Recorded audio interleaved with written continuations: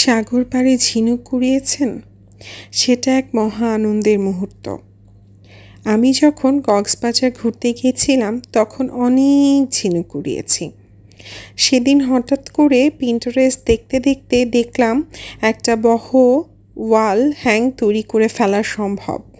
তো যেহেতু একটা সুভিনিয়ারও রাখা হয়ে যাবে, এই ঝিনুকগুলো আমি অনেক যত্ন করে রেখে দিয়েছিলাম। তো সেগুলো দিয়েই আজকে একটা ওয়াল হ্যাং তৈরি করব খুব সিম্পল ওয়েতে। ঘরে আমার এই হোয়াইট কালারের রশিটা ছিল, ম্যাক্রোম রশি। আর এখানে আমার এই পাটকাঠিটা আমি কোথা থেকে যেন ম্যানেজ করেছিলাম, আমার ঠিক মনে নেই। যা হোক, সব কিছুই ঘরে হাতের কাছে ছিল, তাই দিয়েই আজকে এই সুভিনিয়ারটা তৈরি করছি। আসলে কি জানেন, আমার কাছে মনে হয় আমাদের যে অবসর সময়টা, সে অবসর সময়টা আসলে কোনোভাবে অপচয় না করে বিভিন্ন কাজে নিজের ব্রেনকে এঙ্গেজ রাখা উচিত।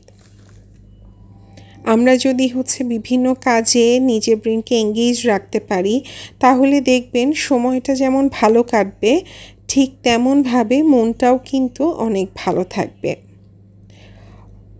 ছোটবেলা থেকে একটা কথা পড়েছিলাম যে অলস মস্তিষ্ক শয়তানের কারখানা।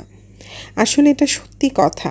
আপনি দেখবেন এমনি খালি হাত পায়ে বসে থাকবেন, তখন কিন্তু আপনার ভেতরে অনেক রকমের নেগেটিভিটি কাজ করবে। আর সেই সময়টাকে যদি আপনি কাজে লাগান, তাহলে দেখবেন আপনার ভেতরে পজিটিভিটি বিল্ড করবে।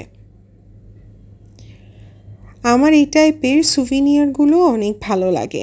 আমি যেখানেই যাই না কেন, সেখানকার কোনো না কোনো একটা জিনিস আমি সুভিনিয়ার হিসেবে কালেক্ট করে নিজের কাছে রেখে দিই।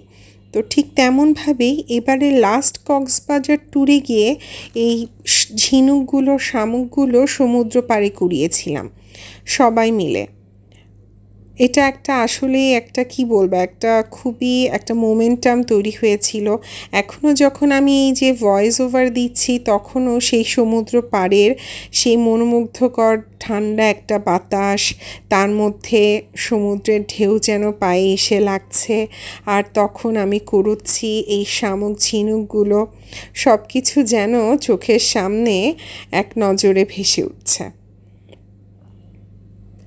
আমার ডিআই ওয়ার্কগুলো আপনাদের কেমন লাগে? আমি সবসময় আসলে চেষ্টা করি হাতের কাছে যা কিছু আছে একটু বাজেট ফ্রেন্ডলি করেই সেগুলো তৈরি করার।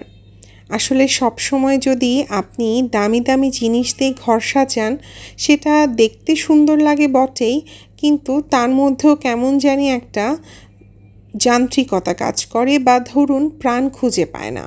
অথচ ধরেন নিজের হাতে রিসাইক্লিং করা প্রোডাক্ট, দেখবেন হাতের কাজের এই জিনিসগুলো যখন ঘরে সাজাবেন, তখন ঘরের সৌন্দর্যটা যেন আরও বেশি বেড়ে যায়। আমার আসলে অবসর সময়টা এই টাইপের কাজ দিয়েই কেটে যায়। হাতে সময় খুব কম পাই, কিন্তু সেই কম সময়গুলোতেই আমি এরকম ছোটোখাটো অনেক কিছুই তৈরি করার চেষ্টা করি।